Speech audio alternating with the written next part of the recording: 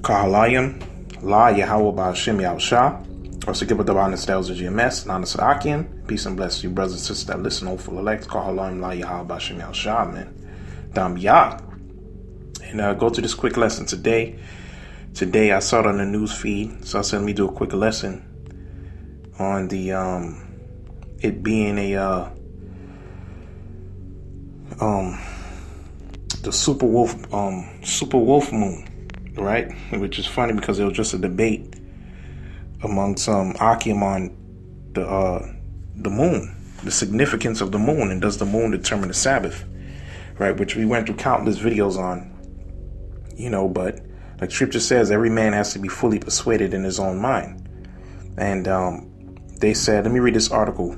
It says, and to show you, it was only visible, this wolf moon, it was only visible in Africa and Asia, all right? Which we all know these are signs in the heavens.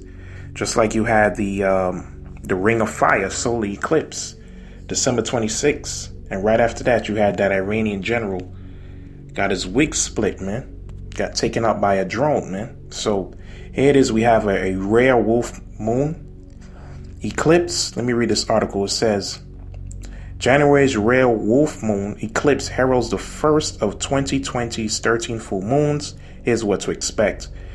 And like we said, there was a debate, Akim, the elders, is getting on this guy on the whole new moon and the Sabbath. And when it's a full moon, it's that's the second cycle. All right, that means you're midway through the month, and this is what the scriptures teach. The calendar, the moon don't follow Esau's calendar. The calendar is supposed to be based off the moon, man. All right. So let me read this. It says, an intriguing lunar phenomenon known as a wolf moon eclipse will grace the night sky on January 10, 2020. The January full moon will drift into Earth's shadow, inaugurating the first of 13 full moon appearances in the year to come. During the first full moon of the new decade, the moon would only enter Earth's faint outer shadow or penumbra, partially illuminated, that's what that means, and not be engulfed completely. The spectacle, otherwise known as a penumbra lunar eclipse, means that the full moon will only diminish in brightness rather than being entirely shrouded by the shadow. So it's only partially eclipses, a penumbral. All right. Now, so we all know the lunar eclipse is when the moon passes in the Earth's shadow. So pretty much the Earth blocks the sunlight's, the light from the sun from hitting the moon. So the moon becomes blotted out. All right. So let me see. But this is only a penumbral, so it's only partially illuminated. Okay, it's not a total lunar eclipse, but it's a wolf moon. All right. Now, let me see. And this is what we were telling dudes, man. They said only stargazers residing on the night side of the Earth at 7:10 will be able to witness the full illumination of the penumbral lunar eclipse. This time zone includes parts of Australia, Europe, Africa, and Asia. So only parts of the world could only see this lunar eclipse, man. Right? So, when guys say, they can't see the moon or whatever the case is, the new moon, the debate was, it's supposed to be invisible to the naked eye. That's a new cycle. All right?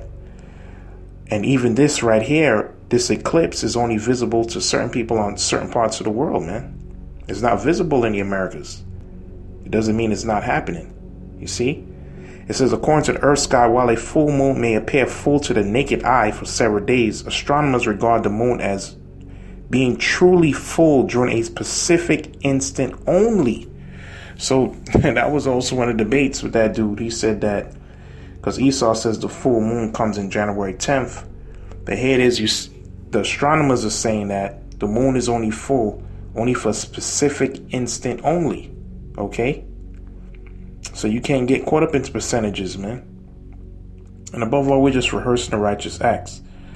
All right, but they said, let me read on this article. While the sight of January's wolf moon rising in the east would nonetheless be a beautiful sight in its own right, people residing in the Americas will have to wait patiently for the thunder moon eclipse of July 5th, 2020 for the full show. So that's going to be another spectacle to look out for, July 5th. right after July the 4th, man. All right, which we know the elites of the society, they also look at these things, man. Okay, they also look at the heavens. All right, the difference with us, we don't worship those things, man. But those are for signs. Let me read this precept here. This won't be long. It says 2nd Ezra chapter 6 verse 45. It says, upon the 4th day, which we know the sun and the moon were created. Okay, which I'm going to get it in Genesis 1 after this. It says, upon the 4th day, thou commandest that the sun, the greater light for the daytime, and it says, and the moon give her light, the greater light for the night, and the stars should be in order. And thou gavest them a charge to do a service unto man that was to be made. So we know the sun and the moon was created, gave a charge to service for man, man. And what was that charge or service? We get Genesis, the 1st chapter. Genesis chapter 1, verse 14. All right. It says,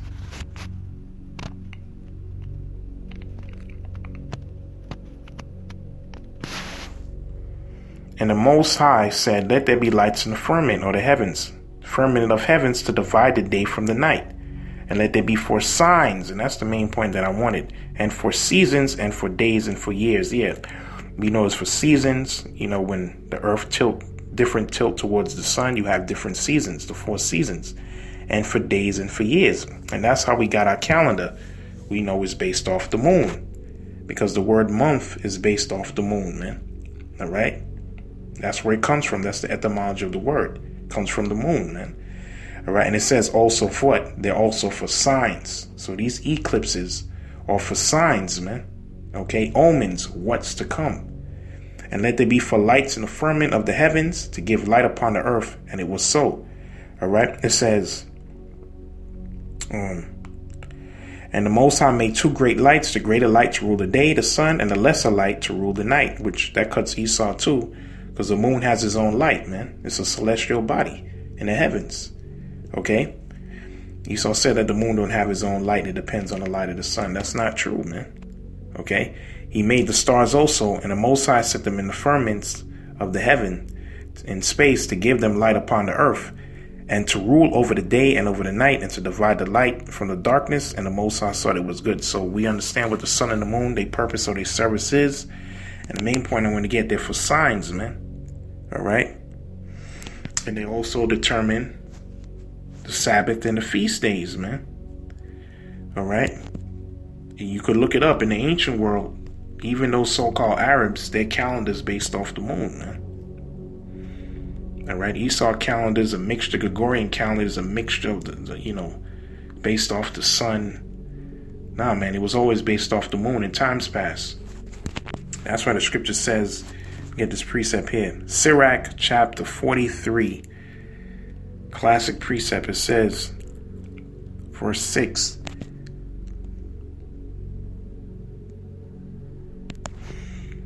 It says, he made the moon also to serve in a season, for a declaration of times. In other words, and a sign of the world. So we just had a wolf moon, a penumbral lunar eclipse. Okay, it was partially illuminated. All right, that's a declaration of times, man. Okay, so we know, and what's that? We know imminent death is coming, man. All right, because in times past we had the how you call it, those blood moons, the tetranomical estrad. All right, the 4 blood moons I think was between 2014 2015, and things have been stepping up rapidly year after year after year, man. Okay, that's why I'm keep reading. It says, for the moon is a sign of feast. Leviticus the 23rd chapter. Part of those feasts, when you read on down, also determines the Sabbath or the day of rest. All right, a light that decreaseth in her perfection. So we know the moon, it starts a new moon cycle. Then the first cycle, when it becomes a half moon, it starts waxing. Then it becomes full. After full, it starts waning. Okay, it decreaseth in her perfection. The month is called after her name. So the months are based off the moon, man. Our calendar was based off the moon, man. Increasing wonderfully in her changing, so it waxes then it wanes, being an instrument of the armies above, shining in the firmament of heaven. All right, so our days, our calendars was based off the moon, and also Scripture tells you that these astronomical events, these are the lunar eclipse, the solar eclipse. Those are what? Those are declaration of times, man. Those are signs. All right. Now I'm gonna read out one more precept, and we know the moon controls tides. Hell, man, the moon even has an effect on people's behavior, man. Okay, it can affect people's sleep. All right, they call it the what do they call it? They call it the lunar effect. That's where the word lunatic comes from. All right. So I'm gonna read out this precept here, Psalms 104. So brothers who were in Africa and Asia could have witnessed the wolf moon. Okay. And they say they call it the wolf moon. The Native Americans call it the wolf moon because of the sound that the wolves made on that day when that eclipse came in. Now, as fact, there's also, I wanted to get Psalms 104, but let me get Psalms. There's another Psalms, I think, Psalms 89. Yep. Goes into King David, man. Go into King David, the children of Israel, and King David's throne. Okay. So you the significance as the moon as well. This is what the Most High said about King David's throne, which cut salvation is for everybody, man. All right. It says Psalms 89 verse. Let me see. Psalms 89:20 says, I found David my servant, with whom my holy oil I have anointed him. For whom my hand shall be established, my arm also shall strengthen him. The enemy shall not exact upon him, nor the son of wickedness afflict him. And I will beat down his foes before his face, and plague them that hate him. Okay, which the throne of David, the house of David, is being risen up right now. So this also goes down to his men, all right? The 144, but my faithfulness and my mercy shall be with him, and my name shall be his horn, be exalted. I will set his hand also in the sea, and his right hand in the rivers. He shall cry unto me, thou art my father, and my power, and the rock of my salvation. Also I'll make him my firstborn, higher than the kings of the earth. My mercy will I keep for him forevermore, and my covenant shall stand fast with him. His seed also will I make to endure forever, and his throne as the days of heaven. And who came out of David's seed? Yahawashi, man. All right, Yahawashi, man. That's what they call Yahawashi, the son of David. If his children forsake my law and walk not in my judgments, if they break my statutes and keep not my commandments, then I will visit their transgressions with the rod and their iniquity with stripes. Nevertheless, my loving kindness will I will not utterly take away from him, nor suffer my faithfulness to fail. Okay, which that's called the elect, man. Because we all go off, man. We all fall short. Okay? We all have transgressions and sins. But the Most High loving kindness will never depart, man, from his elect. My covenant will I not break, nor alter the thing that has gone out of my lips. Once I've sworn my faithfulness that I will not lie unto David, his seed shall endure forever, and his throne as the sun before me. It shall be established forever as the moon, and as a faithful witness in heaven. So long as the sun and the moon is there, King David's throne is going to be established forever, man. As long as those celestial bodies is there, like the Lord said in Jeremiah the 31st chapter, King David's throne and the elect and on down to the rest of Israel is going to be there, man. So that's the significance of those celestial bodies, man. Okay, those well, let me see. I think there's one more in Luke. Let me see. There's one more. Right. So, it was a wolf moon. We know this is a declaration of times.